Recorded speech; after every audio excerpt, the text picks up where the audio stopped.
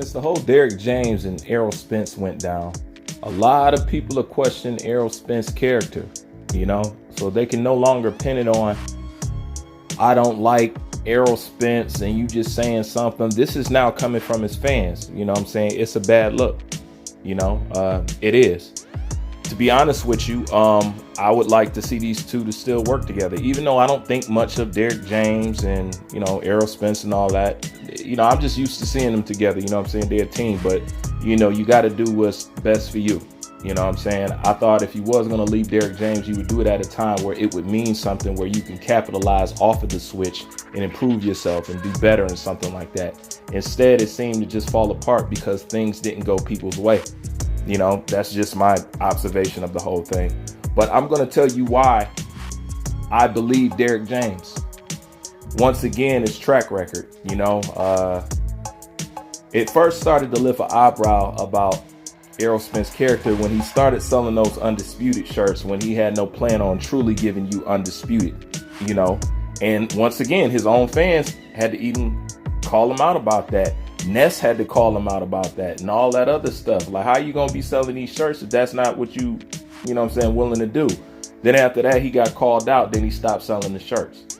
But this is the main reason. If you guys remember, before Terrence Bud Crawford and Errol Spence even fought, these guys caught up backstage at a fight. And I'm going to say it verbatim. Errol Spence challenged Terrence Bud Crawford. It was his idea about who would win over a fight. And Errol Spence's exact words was, he said, I'm going to stop you. And we can bet 100,000 on that. And Terrence Bud Crawford turned around and said, let's bet $1 million. That's one of the things that made this fight interesting, that they took off the table, that would have helped promote the fight. But I'm going to digress on that. So it wasn't Terrence Crawford's idea to bet anything. Betting was Errol Spence's idea. And he wanted to put 100,000 down that he was going to stop Terrence Bud Crawford. Terrence Bud Crawford said, scratch that. Let's bet $1 million. Errol Spence said, bet. And what do they do when two men agree upon something? They shake on it. That day came and went. Has Errol Spence paid his $1 million? Did he keep that bet up? Now keep in mind, he backed out of a bet that he created. It wasn't Terrence Crawford's idea. It was Errol Spence's idea. So when Derrick James said, I talked to him and he sent me a tweet, not a tweet, but a text saying that he's going to pay me the rest of the money, I don't doubt it, because he did it right in front of the whole world, right in front of our face. Okay? He still owed Crawford $1 million, even though he let that digress. See, me, I'm not like that. If we bet, we bet. If both our hands meet and we shake on it, I don't care if you my mama, you owe me that money, because a bet is a bet. All that outside stuff ain't got nothing to do with it.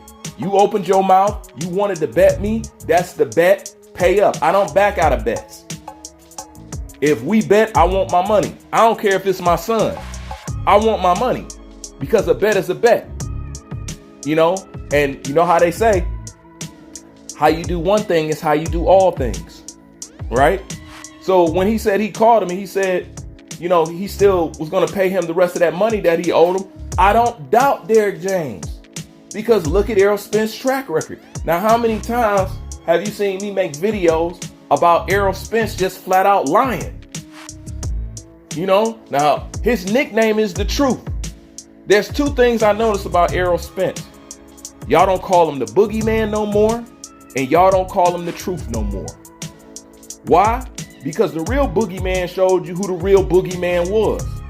Right after that, and right after this confrontation I'm talking about where they made this bet, that's when he miraculously stops calling himself the boogeyman and switches his moniker to the Big Fish. Am I right or am I wrong?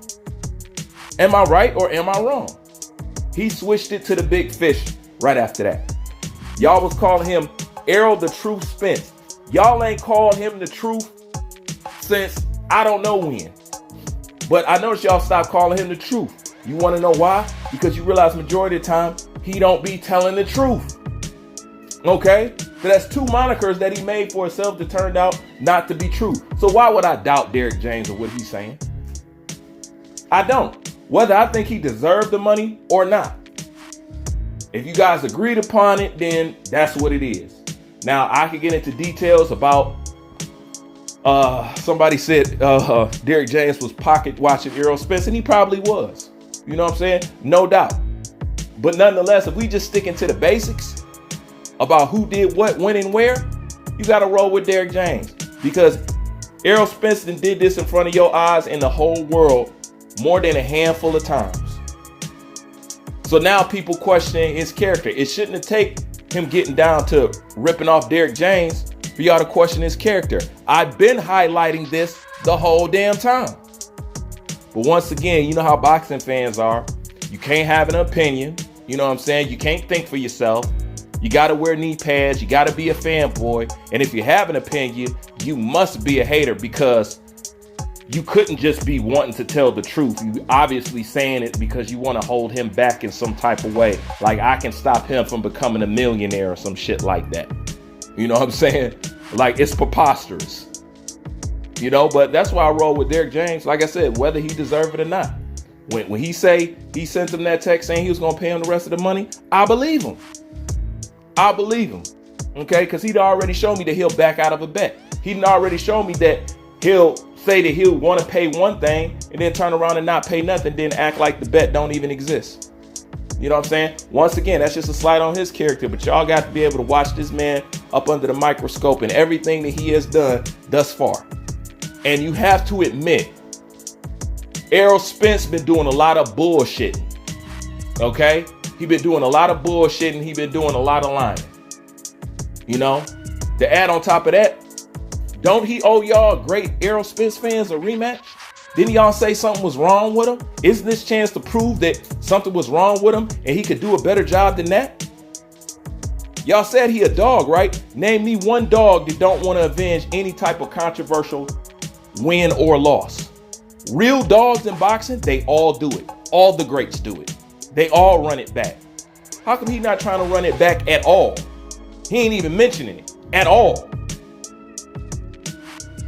Truth be told is, Errol Spence, this may be a little bit on the fraudulent side, man. You may not want to hear it, but the proof is in the pudding. You ain't got to attack me. Attack what's in front of your face. You know what I'm saying? Attack the empirical proof. You know what I'm saying? Don't worry too much about what I think. I'm just describing what we all are seeing. Just because you can't articulate it because you wear knee pads and I don't, that ain't my fault. But then again, just my opinion. Like, comment, subscribe. I'm out.